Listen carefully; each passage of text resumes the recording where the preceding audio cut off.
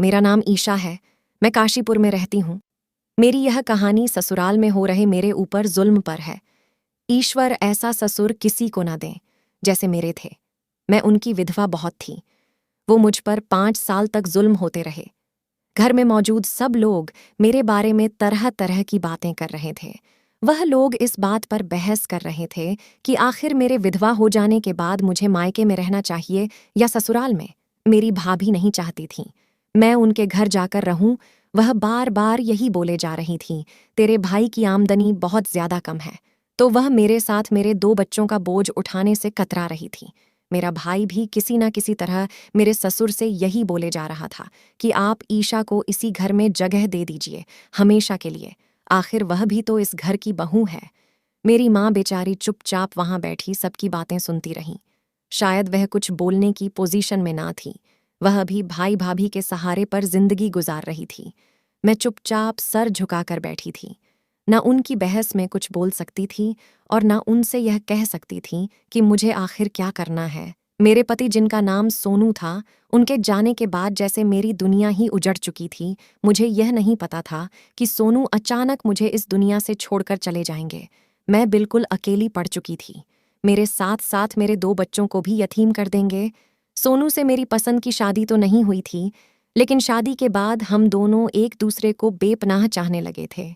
मैंने भी अपनी शादीशुदा जिंदगी से पहले किसी पराये मर्द को ऐसी नज़र से देखा भी नहीं था। मेरे पति सोनू मेरी जिंदगी में आने वाले पहले शख्स थे और उसे मैं बेइंतहा चाहती थी। और जब हमारे 2 बच्चे इस दुनिया में आ गए तो हमारी जिंदगी हर तरह से पूरी हो चुकी थी।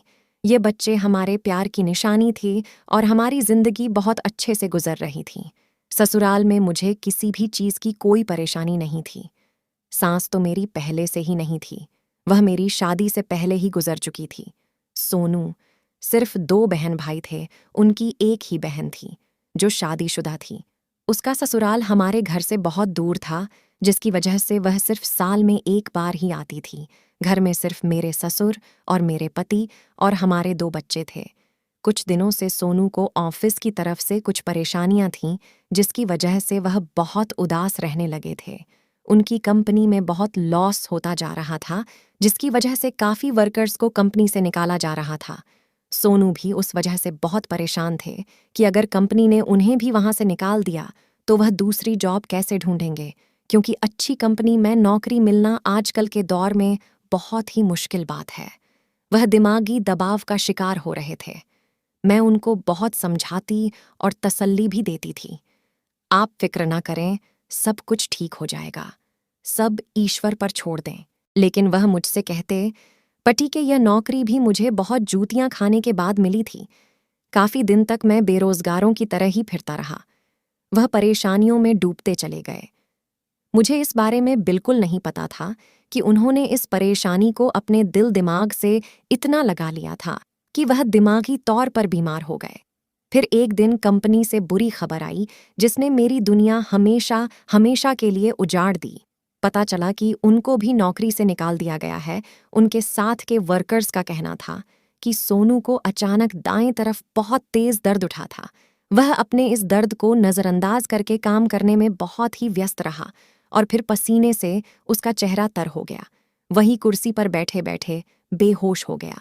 फिर हमें बाद में यह पता चला कि सोनू को हार्ट अटैक हुआ था, जो उनके लिए जानलेवा साबित हुआ।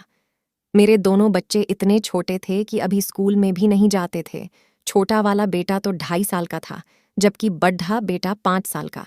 मुझ पर तो जैसे परेशानियों के पहाड़ टूट पड़े थे। इतनी बड़ी जिंदगी मेरे आगे मुंह खोले खड़ी थी। मेरे भाई की बातों से साफ जाहिर था कि वह मुझे किसी तौर पर भी अपने पास रखने के लिए तैयार नहीं है। मेरे ससुर ने भी उनसे कह दिया कि सोनू के जाने के बाद ईशा का इस घर पर पूरा हक है, वह यहाँ रह सकती है।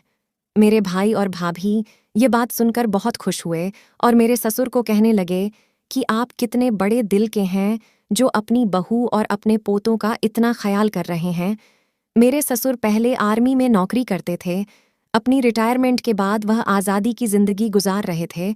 वैसे भी उनकी पेंशन से मिलने वाली रकम इतनी थी कि अगर वह अपने साथ किसी 3 आदमियों को पाल भी लेते तो उन्हें कोई फर्क नहीं पड़ता था। लेकिन वह इंतहा दर्जे के कंजूस व्यक्ति थे, क्योंकि अपनी पेंशन सारी वह बैंक में जमा करवा दें और हमें एक पाई तक ना देते थे। सोनू हालांकि कभी कभी अपनी बीमारियों की वजह से भी परेशान रहते थे, लेकिन फिर भी उनके पिता को अपने बेटे पर तरस नहीं आता था, बल्कि बड़े रोब से कहते कि अपनी बीवी बच्चों का खर्च पूरा करना तुम्हारी जिम्मेदारी है, मेरी नहीं, इसीलिए अपना खर्च खुद ही देखो। मुझे उनकी बातें सुनकर बहुत गुस्सा आता, क्योंकि वह हमारे साथ ही रहते और उनके सारे काम भी हमसे ही थे। उनके अंदर रौंबदारी बहुत थी। सोनू और मैं अपने दोनों बच्चों के साथ ऊपर वाली मंजिल में रहते थे। मेरे ससुर नीचे अपने कमरे में रहते थे। मैं तीनों टाइम का खाना उन्हें उनके कमरे में पहुंचा देती और चाय वगैरह बनाकर उनके कमरे में दे आती थी। कभी कभी मैं तंग आकर सोनू को कहती कि हम पिताजी की इतनी सेवा करते हैं, लेकिन वह अपनी कमाई में से हम पर एक पाई भी खर्च करने को तैयार नहीं होते, तो सोनू ने मुझे समझाते हुए कहा कि आखिर उन्होंने अपनी दौलत का करना क्या है, सब हमारे लिए ही तो हैं, जमा कर रहे हैं तो करने दो। यह बातें सुनकर मैं खामोश हो जाती और सोचती, सोनू सही ही तो कहते हैं, और मुझे उनकी बातें सच लगने लगती। अब जबकि सोनू के जाने के बाद वह मुझे ऊपर वाली मंजिल देने को तैयार थे, तो उनकी बात पर मेरी माँ तो बेचारी कुछ भी नहीं बोली। लेकिन मेरे भाई भाभी की आंखें खुल चुकी थीं। मेरे भाभी शायद इस वजह से खुश हो रही थीं कि विधवा ननंद उनके घर पर आकर ना रहने लगे, जबकि मेरे ससुर ने पहले ही यह बोल दिया था कि ईशा और उसके बच्चे ऊपर वाली मंजिल में हमेशा हमेशा के लिए रहेंगे। यह सुनकर तो उनके सर से बला टल चुकी थी। मैं भी यह सोच रही थी कि अब मेरे ससुर के साथ मेरा पहले जैसा रिश्ता नहीं रहा था। सोनू के जाते ही वह रिश्ता भी मेरे लिए खत्म हो चुका था। लेकिन हाँ, वह एक रिश्ते से मेरे बच्चों के दादा भी थे। मैं अपनी माँ की मजबूरी समझ सकती थी और उनके कुछ न बोलने की वजह भी मेरी समझ में आ गई थी। वह भाई के आगे कुछ भी नहीं कह सकती थी। मेरे पति को मरे हुए अभी कुछ ही दिन हुए थे, इसलिए मैं बाहर नहीं जा सकती थी और ना ही किसी पराए मर्द के सामने आती, इसलिए चुपचाप अपनी जिंदगी का फैसला होते देख रही थी। मेरी नंद सोनू के मरने पर न आ सकी थी, इसके बच्चा होने वाला था और डिलीवरी में 2 दिन ही बाकी रहे थे। लेकिन इस बेचारी का सदमे से बहुत बुरा हाल था। वह अपने भाई की खबर सुनते ही बहुत बेचैन हो गई थी, जो अपने भाई की मौत पर भी आखिरी बार उसको देखने नहीं आ सकी। इस हालत में वह सिर्फ दुख जताने के अलावा कुछ नहीं कर सकती थी। फिर माँ भाई मेरे सर पर हाथ रख कर चले गए। जाते जाते माँ ने मुझसे कहा, बेटी, अगर तुझे कोई परेशानी हो तो फौरन ही मुझे बता देना। मैं अपनी माँ की बात सुनकर सोच रही थी कि जिंदगी में अब परेशानियों के सिवा बचा ही क्या है, लेकिन उनकी यह तसल्ली भरी बातें मेरे दिल को सुकून पहुंचा रही थीं। उन लोगों के जाने के बाद मैं इस बात पर परेशान थी, इतने बड़े घर में भला मैं अकेली कैसे रहूंगी। मेरे ससुर तो पूरा दिन नीचे अपनी कमरे में ही रहते थे। वह कभी भी ऊपर नहीं आते थे, बल्कि मैं खाना देने और चाय देने की वजह से नीचे चली जाती थी और बच्चे भी खेलने की वजह से नीचे चले जाते थे। लेकिन मेरे ससुर को बच्चों से कोई खास दिलचस्पी नहीं थी, इसीलिए वह थोड़ी देर बाद बच्चों को कहते कि ऊपर जाओ अपनी माँ के पास और ऊपर ही जाकर खेलो। वो और लोगों की तरह बच्चों से कोई खास लगाव नहीं करते थे। सोनू मुझे कहते थे कि शायद वह अपनी आर्मी जैसी लाइफ गुजार कर आए हैं, तो इसलिए बच्चों के साथ ऐसा बर्ताव करते हैं। कोई बात नहीं, अपनी जिंदगी के मालिक हैं, जैसा चाहे वैसा रहे। अब मैं अपनी छोटी छोटी ज़रूरतें पूरी करने के लिए अब अपने ससुर की मोहताज हो चुकी थी। मुझे कोई भी काम होता, जैसे खाना बनाने के लिए सब्जी, दूध या कुछ भी मंगवाना होता, तो मुझे उनसे ही कहना पड़ता था। मैं ये सोचने लगी कि अब मुझे ससुर के साथ जिंदगी गुजारनी होगी। सोनू के जाने के बाद अब मुझे यह सारी जिम्मेदारी अकेले ही उठानी होंगी। फिर मैं उठी और किचन में जाकर खाना बनाने लगी। मैं सोचने लगी कि बच्चों के उठने से पहले ही खाना बनाकर तैयार कर लेती हूँ। जल्दी जल्दी सारा खाना बनाकर मैंने रख दिया था। मैं सोचने लगी कि पहले खाना बनाते ही मुझे ससुर जी के पास नीचे लेकर जाना होगा। पहले की बात और थी, लेकिन अब मुझे नीचे जाना अजीब सा लग रहा था। लेकिन फिर मेरे दिल में ख्याल आया कि आखिर पैसों के लिए भी तो मुझे अपने ससुर के आगे हाथ फैलाना पड़ेगा, तो उनको खाना या उनका कोई काम करने में क्या हिचकिचाना। यही सोचकर मैंने एक ट्रेन में सारा खाना रखा और अपने ससुर को देने के लिए नीचे आ गई। मैंने उनके कमरे में उनके बेड पर खाना रख दिया। कमरे के बाथरूम में से पानी गिरने की आवाज आ रही थी। मुझे लगा शायद वह नहा रहे थे। मैंने सोचा कि जब तक वह नहा कर आएंगे तो खाना ठंडा हो चुका होगा। यही सोचकर मैंने खाना उठाया और वापस मुड़ने लगी। तभी बाथरूम का दरवाज़ा एकदम से खुला था। शायद ससुर जी नहाकर फ्री हो गए थे। मेरे हाथों में खाने की ट्रे थी। उन्होंने सिर्फ पजामा पहन रखा था, जबकि उनके शरीर पर दूसरा कोई कपड़ा मौजूद नहीं था। मैंने अपनी नज़रें झुका लीं, फिर उनसे कहने लगी कि मैं आपके लिए खाना लाई थी। उन्होंने मुझसे कहा, खाना बेड पर रख दो। मैंने वह खाना उनके बेड पर रखा। मैं वापस मुंडे नहीं लगी थी कि अचानक से मैं अपने पीछे खड़े ससुर से टकरा गई। मैंने उनसे कहा, मुझे माफ़ कर दीजिए, मुझे नहीं पता था कि आप मेरे बिल्कुल पीछे खड़े हैं। वह भी मुझसे माफ़ी मांगने लगे और कहने लगे, नहीं, मैं अपना चश्मा उठा रहा था। मैं जल्दी से घबराकर कमरे से बाहर आ गई। मुझे बड़ा अजीब सा महसूस हो रहा था। मैं भागकर ऊपर अपने कमरे की तरफ चली गई। रसोई में सारा राशन खत्म हो गया था। मैं सोच रही थी कि ससुर जी से कहती हूँ कि रसोई में राशन भरवा दें। मैं इस मौके की तलाश में थी कि उनसे बात करूंगी। दोनों बच्चे जाग रहे थे, इसलिए उनके सामने बहुत सारे खिलौने रखकर उन्हें खेलने के लिए लगा दिया और खुद राशन की बात करने के लिए नीचे ससुर जी के कमरे में चली गई। वह बिस्तर पर लेटे हुए थे, लेकिन जाग रहे थे। कमरे में अंधेरा सा हो रहा था और मुझे कुछ दिखाई नहीं दिया, तो मैंने धीमी सी उनको आवाज़ लगाई, ससुर जी, मुझे आपसे कुछ बात करनी है। वह आवाज़ सुनकर एकदम उठकर बैठ गए। फिर मुझे इशारे से अपने पास बुलाया, यहाँ आओ, जो भी बात करनी है तसल्ली से बैठकर करो, मेरे पास आओ। उनका ऐसा कहना मुझे थोड़ा अजीब लगा, लेकिन राशन की बात करनी भी ज़रूरी थी, इसलिए चुपचाप जाकर उनके सामने दूसरी तरफ बेड पर बैठ गई। कमरे का माहौल अजीब सा खौफनाक हो रहा था, क्योंकि हम दोनों कमरे में अकेले थे। मुझे डर लग रहा था।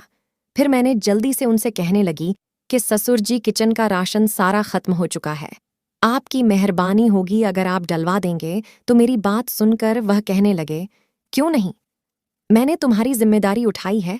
अब तुम्हें किसी चीज़ की भी परेशानी हो, तुम बिना झिझके मुझसे कह सकती हो। तुम्हें परेशान होने की कोई ज़रूरत नहीं है। उनकी नज़रें मुझ पर जमी हुई थीं। मैं नज़र झुकाकर बैठी थी।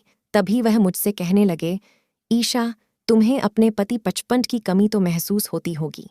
उनके शब्द मुझे कुछ मतलबी से लग रहे थे, तो मैंने अपनी नज़रें झुका लीं और उनसे कहने लगी, ससुर जी, क्यों नहीं, सोनू की कमी तो मुझे हर वक्त सताती है। उनके जाने के बाद तो मेरी जिंदगी का मकसद ही जैसे ख़त्म हो गया हो। मैं उदास और गमज़दा शब्दों में उन्हें बता रही थी। फिर वह मुझसे कहने लगे, मुझे भी हर वक्त अपनी पत्नी की कमी महसूस होती है। उसको मरे हुए कितने साल गुजर गए, लेकिन मेरे दिल में कभी भी दूसरी शादी का ख्याल नहीं आया। हालांकि मुझे पत्नी की काफ़ी ज़रूरत थी। तुम भी देख लो, मैं कितना सेहतमंद और फिट रहता हूँ। तुमने कभी भी यह ना सोचा कि मेरी जिंदगी में किसी औरत को ही ले आऊं। वह मेरा ध्यान अपनी ओर खींचने की कोशिश कर रहे थे। तब भी मैं सोचने लगी कि उनकी उम्र ज़्यादा थी, लेकिन वह कहीं से भी बूढ़े नज़र नहीं आते थे। मैं जल्दी से जल्दी वहाँ से उठना चाह रही थी। तभी अचानक से उन्होंने मेरे हाथ के ऊपर अपना हाथ रख दिया और मुझसे कहने लगे, तुम किसी भी चीज़ के लिए बिल्कुल परेशान मत होना। तुम्हारी जो भी ख्वाहिश या ज़रूरत हो, मुझे आकर बता सकती हो और बिल्कुल परेशान मत होना। तुम्हारी मैं हर तरीके से मदद करूँगा। उनके हाथ मेरे हाथों पर धरे हुए थे और मुझे बड़ा अजीब लग रहा था। मैंने धीरे से हाथ खींचकर पीछे कर लिया और जल्दी से बेड से उठकर खड़ी हो गई। फिर उनसे कहने लगी कि ससुर जी, आप ज़रूर राशन डलवा दीजिएगा। यह कहकर मैं फ़ौरन ही सीढ़ियाँ चढ़ती हुई ऊपर आ गई। उनका हाथ मुझे अपने हाथों पर अभी भी महसूस हो रहा था और मुझे बिल्कुल भी अच्छा नहीं लग रहा था। फिर ना जाने क्यों मैं आकर वॉश बेसिन में अपने हाथ साबुन से धोने लगी। सोनू के जाने के बाद अब मेरी जिंदगी में कोई ख्वाहिश, कोई हसरत ना बाकी बची थी और मैं पूरी जिंदगी उनके नाम पर गुजारना चाहती थी। दूसरे दिन ससुर जी ने ढेरों राशन लाकर किचन में भरवा दिया। बेशक पैसों की तो उनके पास कोई कमी ना थी, इतने सालों से पेंशन के नाम पर जो रकम आ रहे थे वह बैंक के अकाउंट में उनके नाम से सुरक्षित था। वह बच्चों के लिए भी ढेरों सामान जैसे खिलौने और खाने पीने की चीजें लाते थे, जिन्हें देखकर बच्चे बहुत खुश होते थे। मैं सोचने लगी कि सोनू की जिंदगी में तो उन्होंने कभी मेरे बच्चों पर ऐसे उपकार नहीं किए थे। शायद ये सोचकर कर रहे हैं कि ये बच्चे अब यतीम हो चुके हैं। मैंने सारा राशन किचन में सेट कर दिया था। एक दिन खाना खाकर दोपहर के टाइम दोनों बच्चों के सोने के बाद मैं नहाने का सोचकर बाथरूम में चली गई। जैसे ही नहाकर बाहर आई तो ससुर जी मेरे कमरे में खड़े थे। उनको देखकर मैं दंग रह गई। मेरे पास दुपट्टा भी नहीं था, मेरे गीले बाल भी खुले हुए थे। उनसे पानी टपक टपक कर मेरे सारे कपड़ों को गीला कर चुका था। उन्हें ऐसे अपने सामने देखकर मैं शर्म से पानी पानी हो रही थी। फिर मैं उनसे कहने लगी कि ससुर जी, आपको कोई काम था क्या? उनकी नज़रें मेरे शरीर से हट नहीं रही थीं। उनकी नज़रों से एक अजीब सी प्यास झांक रही थी। वह मुझे बिल्कुल अजीब महसूस करवा रहे थे। तभी वह मुझे देखते देखते कहने लगे, ससुर, कि आज मैं बहुत अकेलापन सा महसूस कर रहा था, इसलिए सोचा कि 2 घड़ी तुम्हारे पास आकर बैठ जाऊं। मैं भी नज़र झुकाकर बोली कि जी ससुर जी, क्यों नहीं, आप ज़रूर मुझसे अपने दिल की बात कर सकते हैं। फिर वह मुझसे कहने लगे कि हम यहाँ बैठकर बातें कर सकते हैं। उन्होंने कहा, नहीं, यहाँ बात करना सही नहीं रहेगा। अगर हम यहाँ बातें करेंगे तो बच्चे अपनी नींद से जाग जाएंगे। दूसरे कमरे में चलते हैं। मैं उनकी बात मानने पर मजबूर थी, क्योंकि मेरा और मेरे बच्चों का सारा खर्चा उन्होंने ही तो उठाना था। इसलिए मैंने अच्छे दुपट्टा ओढ़ा और उनकी बात मानकर दूसरे कमरे में चली गई। दूसरे कमरे में सिर्फ एक ही बेड बचा हुआ था। मैं जैसे ही बेड पर बैठी, वह भी मेरे बराबर में आकर बैठ गए। फिर मुझसे कहने लगे, ससुर, कि आज मुझे बहुत ज़्यादा अपनी पत्नी की याद आ रही है। जब वह जिंदा थी तो उसने कभी मुझे किसी चीज़ की कमी नहीं महसूस होने दी। मैं यह चाहता हूँ कि उनकी कमी तुम पूरी कर दो। फिर उन्होंने मेरा हाथ थाम लिया और मुझसे कहने लगे, देखो, इस शहर में मेरी बड्ढी इज्जत और मकाम है। सब लोग मुझे इज्जत की निगाह से देखते हैं। मैं नहीं चाहता कि कल को मेरे बारे में कोई यह कहे कि मैंने अपनी जवान बहू को अपने साथ रखा हुआ है। इसलिए तुम घर की बातें किसी के सामने नहीं करोगी और ना ज्यादा यहाँ किसी औरत को मुंह लगाकर उसे घर बुलाओगी। मुझे अपने घर में औरतों का आना जाना ज्यादा पसंद नहीं है। मैं उनकी बात हैरत से सुन रही थी और उनके अचानक हाथ पकड़ने पर हैरत में आ गई थी। मैंने धीरे से अपना हाथ उनके हाथ से छुड़वाया, फिर सर झुकाकर कहने लगी कि ससुर जी, आप फिक्र ना करें। जैसा आप कहेंगे मैं वैसा ही करूंगी। यहाँ कोई औरत नहीं आएगी और मैं किसी को भी अपने घर की बात नहीं बताऊंगी। आपने मेरी और मेरे बच्चों की जिम्मेदारी उठाई है, इसलिए मैं आपकी बहुत ही एहसानमंद हूँ। वह मेरे शरीर को प्यासी निगाहों से देखने लगे। मेरा दिल बुरी तरह से धक धक करने लगा, क्योंकि उनकी नज़रें मुझे बिल्कुल बदली बदली हुई सी महसूस हो रही थीं। फिर वह धीरे से सड़क पर मेरे करीब आने लगे और मेरे पीठ पर हाथ फेरने लगे। मैं एकदम उठ गई और कड़क शब्दों में मैंने उनसे कहा कि ससुर जी, ये आप क्या कर रहे हैं? मेरे मुंह से घूंटी घूंटी सी आवाज़ निकली थी, क्योंकि मुझे ऐसा लग रहा था जैसे वह कुछ मेरे साथ गलत करना चाहते हैं। फिर वह भी उठकर मेरे सामने आ गए और मुझे कहने लगे, कि देखो, शुरू शुरू में तुम्हें अजीब लगेगा, लेकिन धीरे धीरे तुम्हें इस चीज़ की आदत हो जाएगी। वह मुझे क्या समझाना चाह रहे थे? मैं अच्छी तरह उनकी बात समझने लगी थी, फिर भी मैं समझना नहीं चाहती थी। तभी उन्होंने अपने दोनों हाथ मेरे कंधे पर रख दिए। वह मुझसे कहने लगे, देखो, मैंने तुम्हारी इतनी भारी जिम्मेदारी उठाई है, इसके बदले तुम्हारा भी तो कुछ हक बनता है। तुम्हारा काम यह है कि तुम भी मुझे खुश करो। आज तो मैं जा रहा हूं, लेकिन तुम अच्छी तरह सोच लो, समझ लो, तुमने मुझे हर हाल में खुश करना ही होगा। उन्होंने अपनी गंदी निगाहों से मुझे देखा और कहते हुए नीचे चले गए। मैं मन ही मन घबरा रही थी और मेरा शरीर कांप रहा था। उनके इरादे मुझे लेकर बहुत गलत है। भला यह कैसे हो सकता था? आखिर वह मुझे किस तरीके से खुश करने को कह रहे थे? उन्होंने यह भी नहीं सोचा कि मैं उनके बेटे की विधवा हूं और उनके पोतों की मां हूं। बहू भी तो बेटी समान होती हैं। 1-2 दिन ऐसे ही गुजर गए। मैं उनके सामने जाने से डर रही थी। जल्दी से नीचे खाना रखकर ऊपर आ जाती और कोशिश करती थी कि उनके कमरे में 1 मिनट भी ना रुकूं। फिर एक दिन वह हुआ जिसकी मुझे बिल्कुल भी उम्मीद नहीं थी। मैं अपने कमरे में बच्चों के साथ सो रही थी, क्योंकि गर्मियों का मौसम चल रहा था, जिसकी वजह से मैं कमरे के दरवाजे बंद नहीं कर सकती थी। कमरे में एसी भी नहीं लगा हुआ था। बाहर आंगन में सोते हुए मुझे डर लगता था, इसीलिए मैं कमरे का दरवाज़ा खोलकर बच्चों के साथ ही सो जाती थी। मैं नींद में थी। जब मुझे ऐसा महसूस हुआ जैसे मेरे करीब कोई खड़ा है, मुझे जगाने की कोशिश कर रहा है, मैं नींद में उठी थी। दुपट्टा तो वैसे ही मेरे पास नहीं था।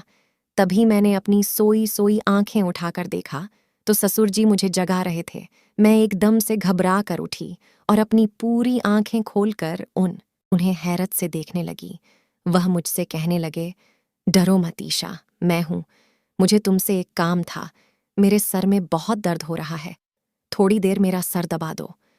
मैंने जल्दी से अपना दुपट्टा ओढ़ने की कोशिश करी जो सामने सोफे पर पड़ा हुआ था। फिर बिस्तर से उठकर दुपट्टा ओढ़ा और उन्हें कहने लगी कि ससुर जी, आप कहें तो मैं आपके लिए चाय बना देती हूँ। तो वह कहने लगे, नहीं चाय नहीं, बल्कि बस तुम मेरा एक काम कर दो, अपने इन खूबसूरत हाथों से मेरा सर दबा दो। चाय में कैफीन होता है जिसके पीने से और भी ज्यादा दर्द होगा। फिर वह मुझसे बार बार कहने लगे कि मैं नीचे कमरे में तुम्हारा इंतजार कर रहा हूं। यह कहते हुए वह नीचे चले गए। मैं हैरान और परेशान से खड़ी थी। आधी रात के इस समय नीचे उनके कमरे में जाना मुझे किसी पहाड़ चढ़ने के बराबर लग रहा था, लेकिन उनकी बात मानना भी जरूरी था, क्योंकि उनकी नाराजगी में मोल नहीं ले सकती। आखिरकार वह मुझे और मेरे बच्चों को पाल रहे थे। अपनी मजबूरियों के बारे में सोचते हुए मेरे कदम नीचे की तरफ उठने लगे। कमरे का दरवाज़ा मैंने हल्के से बंद कर दिया था ताकि बच्चे ना उठ जाएं। नीचे कमरे का दरवाज़ा पहले से ही खुला हुआ था। वह जैसे मेरे आने का इंतज़ार ही कर रहे थे। फिर मुझे आता देखकर वह बेड पर लेट गए और मुझसे कहने लगे कि जल्दी से मेरा सर दबा दो। कब से मैं तुम्हारे आने के इंतज़ार में हूँ और सोने की कोशिश कर रहा हूँ, लेकिन मुझे नींद नहीं आ रही। मैं धीरे से उनका सर दबाने बैठी और हल्के हल्के से उनके सर को दबाने लगी। थोड़ी देर तक सर दबाती रही, फिर अचानक से उन्होंने अपना सर उठाकर मेरी गोद में रख दिया। मेरा दिल सूखे पत्ते की तरह कांप रहा था। मेरे साथ क्या हो रहा था और वह क्या कर रहे थे, मेरे साथ मुझे कुछ समझ नहीं आ रहा था। क्या वह मुझसे कोई गलत संबंध बनाना चाहते थे? मैं धीरे से उठने लगी थी कि अचानक उन्होंने एक झटके से मुझे खींचकर अपने ऊपर गिरा लिया। तभी मैंने जोर लगाकर उनसे अपने आप को छुड़ाने की बहुत कोशिश की, लेकिन उनका वजूद ताकतवर था। उन्होंने मुझे इतनी जोर से जकड़ हुआ था कि इतनी कोशिशों के बावजूद भी उनसे खुद को छुड़ा ना सकी। फिर उनसे कहने लगी, ससुर जी, आप यह सब क्या कर रहे हैं? आप ऐसी गंदी हरकतें मेरे साथ कैसे कर सकते हैं? मैं आपके मरे हुए बेटे की बीवी हूं। कम से कम आप अपने उस बेटे का ही ख्याल कर लीजिए। तो वह मुझे गुस्से से चिल्लाकर कहने लगे, तुम्हारा मेरे बेटे के साथ रिश्ता तब तक था जब तक तुम उसकी पत्नी थी, उस वक्त तुम मेरी बहू भी थी। लेकिन जैसे ही मेरा बेटा मर गया, उसके बाद से ही तुम सिर्फ मेरे लिए पराई हो। तुम्हें इस घर में रहना है तो मेरे मुताबिक मेरी हर शर्त को मानना पड़ेगा। उन्होंने एक झटका देकर मुझे बेड पर गिरा दिया। उन्होंने मेरे वजूद को बिल्कुल बेबस कर दिया था। मैं किसी जख्मी परिंदे की तरह फड़फड़ा रही थी। उनको अपनी जिंदगी में इतने सालों बाद कोई औरत मिली थी और सारी कसर उन्होंने मेरे ऊपर निकाल दी। आखिरकार उन्होंने मुझे अपने जिस मकसद के लिए मुझे इस्तेमाल करना था, वह आज अपने उस मकसद में कामयाब हो चुके थे। मैं बिल्कुल बेबस सी उनके बेड पर पड़ी थी। जब उनका मुंह से दिल भर गया तो वह मुझसे कहने लगे कि जाओ, अब तुम ऊपर जाओ, और खबरदार, तुमने अगर किसी को इसके बारे में बताया तो वैसे भी लोगों को तो पता है कि मैं कितना शरीफ इंसान हूँ। मोहल्ले में मेरी बहुत इज्जत और नाम है। अगर तुमने किसी के सामने भी अपनी जबान खोली तो मैं सब लोगों को यही कहूँगा कि अपने पति के मरने के बाद तुम मुझसे अपने नाजायज संबंध बनाना चाहती थीं, और तुम्हारी बदकिरदारी साबित करने में मैं चंद मिनट भी नहीं लगाऊंगा। मैंने अपना बिखर सा वजूद उठाया और अपने जख्मी दिल को लेकर सीढ़ियों पर दौड़ते हुए अपने कमरे में चली गई। मेरे दोनों मासूम बच्चे बेखबर सो रहे थे। उन्हें यह नहीं मालूम था कि उनकी माँ के ऊपर क्या कयामत गुजर चुकी है। मैं जिन परेशानियों से गुजर रही थी, उनसे मेरा दिल फटा जा रहा था। फिर मैं बाथरूम में नहाने के लिए चली गई। मुझे अपने वजूद पर हद से ज्यादा घिन महसूस हो रही थी। दूसरी सुबह मेरे लिए इससे भी ज्यादा खतरनाक साबित हुई। मैं अपने जख्मी वजूद को लिए किचन में नाश्ता बना रही थी। मेरा दिल भी किसी काम को नहीं चाह रहा था। मैं अब नीचे भी जाने से कतराती थी, लेकिन मुझे अपने ससुर को नाश्ता भी देना था, क्योंकि मुझे अच्छी तरह मालूम हो गया था कि उन्होंने मुझे इस घर में रखकर अपना कितना बड़ा फायदा सोचा था, और अपने इस फायदे को अब वह हासिल कर चुके थे। जब मैं नीचे ना गई तो वह खुद ही ऊपर आ गए। मुझसे किचन में आकर कहने लगे, तुम आज नाश्ता लेकर नीचे क्यों नहीं आई? तो मैंने उनकी बात का कोई जवाब नहीं दिया और चुप ही खड़ी रही। वह धीरे से कहने लगे, देखो, रात को जो कुछ भी हुआ उसको भूल जाओ। अपनी जिंदगी इसमें गुजारो, खाओ पियो और जिंदगी के मजे लो। अगर मुझे ऐसे ही खुश करती रहोगी तो मैं भी तुम्हें हमेशा खुश ही रखूंगा। बहुत सारे ऐश आराम तुम्हें करवा लूंगा। मैंने उनकी बात सुनकर गुस्से से अपना मुंह उनकी तरफ से मोड़ लिया, फिर चुपचाप नाश्ता रखकर उनकी ट्रेने उनको दे दिया। सारा दिन घर में मैं और मेरे ससुर और मेरे बच्चे ही रहते थे। बाहर का कोई भी आदमी या औरत घर में नहीं आता जाता था। अब वह हफ्ते में 1 या 2 बार मेरे साथ यही पाप करने लगे थे। कई बार दिल में ख्याल आता कि अपने माँ और अपने भाई को ससुर की असलियत के बारे में बताकर हमेशा हमेशा के लिए अपने बच्चों को लेकर यहाँ से कहीं चली जाऊं। इस घर से चली तो जाऊं, लेकिन फिर यह सोचकर डर जाती थी कि कहीं मेरे ससुर भाई को यह न कह दें कि मेरा ही किरदार बुरा है, और फिर उन्होंने अपने इतने सालों से शादी भी तो नहीं की थी। अक्सर लोग उन्हें यही कहते हैं कि इन्होंने अपनी जिंदगी में सिवाय एक ही औरत के किसी दूसरी औरत से प्यार नहीं किया था, और ना ही वह किसी औरत की तरफ आंख उठाकर भी देखते थे। लेकिन लोग यह नहीं जानते थे कि वह अपने अंदर ही अंदर मेरे लिए कितने गंदे ख्याल रखते थे, और मेरे साथ जो कुछ भी करते वह सब एक पाप था। कुछ दिन यूं ही गुजरते रहे और मैं हर रोज उस गंदे माहौल में घुटती रही। दिन प्रतिदिन मेरे लिए एक सज़ा की तरह हो गया था। उन्होंने मेरे बच्चों को शहर के सबसे मशहूर स्कूल में एडमिशन भी करवा दिया था। उनका कहना था कि अगर तुम मेरा कहना ऐसे ही मानती रही तो वह मेरे बच्चों को यूं ही अय्याशियां कराते रहेंगे और उनके आराम के लिए हर अच्छी से अच्छी चीज़ घर में मौजूद कर देंगे। लेकिन मैं अंदर से ख़त्म होती जा रही थी। मुझे ऐसा लगता था जैसे मैं किसी न किसी दिन जहर की गोलियां खाकर अपनी जान ले लूंगी। हर दूसरे दिन उनके बिस्तर पर जाना मुझे ऐसा लगता है जैसे मैं जलते हुए अंगारों पर कदम रख रही हूँ। मैं हर रोज उस आग में जल रही थी और मेरी आत्मा उसमें भस्म होती जाती। मुझे जीने से ज्यादा अब मरना आसान लगने लगा था। पर जब मुझे अपने बच्चों का ख्याल आता तो सोचती, मेरे मरने के बाद इन बच्चों का क्या होगा? ये बच्चे मेरे और सोनू की निशानी है। एक दिन वह हुआ जिसकी मुझे आशा ही नहीं थी। एक दिन जब बच्चे स्कूल गए हुए थे, मेरे ससुर मुझे कमरे में बुला रहे थे। मेरा दिल चाह रहा था कि मैं किचन में रखा चाकू उठाकर उनका खून कर दूं। 5 सालों से मैं यह सज़ा भुगत रही थी। अब मेरी बर्दाश्त की हद हो चुकी थी। वह मुझे खींचकर अपने कमरे में ले जा रहे थे। गलती से शायद उन्होंने अपने कमरे का दरवाज़ा खुला छोड़ दिया था। वह मुझे ऐसे खींच रहे थे जैसे मैं कोई इंसान ही नहीं हूं। लेकिन अचानक से कब मेरी ननंद कमरे में आ गई, कुछ पता ही नहीं चला। वो अपनी आंखों से अपने पिता को मेरे साथ झोर जबरदस्ती करते हुए देख चुकी थी। उसकी आंखों में अपने पिता के लिए सख्त नफरत थी।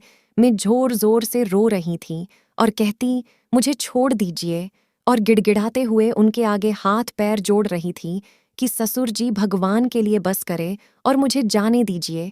अपनी तरह मुझे भी अपने इन गुनाहों में शामिल मत कीजिए।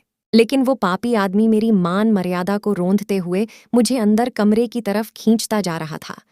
मेरी नंद ये सारा वाक्य अपनी आंखों से देख रही थी। वो अपने पिता के पास आई और कहने लगी, मैं सोचती थी मेरे पिता कितने बड़े दिल के आदमी हैं, जिन्होंने अपने बेटे के मरने के बाद अपनी विधवा बहू और उसके बच्चों की जिम्मेदारी अपने सर उठा ली। लेकिन मैं ये नहीं जानती थी कि आप इतने घिनौने व्यक्ति हैं जो अपनी बहू से अपनी हवस पूरी कर रहे हैं, और सोनू भाई की पत्नी को आपने अपनी हवस को पूरा करने के मतलब से ही इस घर में जगह दी। काश आपने भाभी को गलत नज़रों से देखने की बजाय एक बेटी की नज़र से देखा होता। पिताजी, मुझे आपसे यह उम्मीद नहीं थी कि आप इतना गिर जाएंगे। आप एक घिनौने व्यक्ति साबित हुए। आज मेरा सिर शर्म से झुक गया है कि जिस पिता की मैं इतनी इज्जत करती थी, आज वह मेरी नज़रों से हमेशा हमेशा के लिए गिर गया। अब मैं आपसे कहती हूँ कि आज से मेरा आपसे कोई रिश्ता नहीं रहा, और मेरा बाप मेरे लिए मर गया, और आप भी भूल जाना कि आपकी भी कोई बेटी थी, क्योंकि जो शख्स दूसरों की बेटी को बर्बाद करके रख दे, वह शख्स इंसान नहीं बल्कि हैवान कहलाने के लायक है। मेरी ननंद रोती हुई वहां से चली गई, और ससुर जी चुपचाप उसकी बातें सुनते रहे, जिनको अभी तक उस रिश्ते का एहसास नहीं हुआ था। वह जमीन को ऐसे देखते रहे जैसे अभी उस जमीन में दफन हो जाएंगे। फिर एक दिन पता चला कि वह अपना सब कुछ छोड़ छाड़ कर कहीं चले गए हैं। किसी को उनके बारे में कुछ पता ना चल सका आखिर वह कहाँ चले गए थे, लेकिन उनके कमरे में एक कागज जरूर था जिस पर वसीयत बनी हुई थी। वह अपना सब कुछ मेरे और मेरे बच्चों के नाम कर गए थे। शायद उन्हें अपनी गलती का पछतावा हो गया था, इसीलिए उन्होंने अपनी सारी जायदाद मेरे और मेरे बच्चों के नाम कर दी। जैसा मेरे साथ हुआ, ऐसा किसी की पत्नी के साथ नहीं होना चाहिए। मैं दुआ करती हूँ हर विधवा औरत को अच्छी जिंदगी मिले और इज्जत भी। दोस्तों, वीडियो कैसा लगा कमेंट करके ज़रूर बताना। वीडियो को लाइक और चैनल सब्सक्राइब कर देना।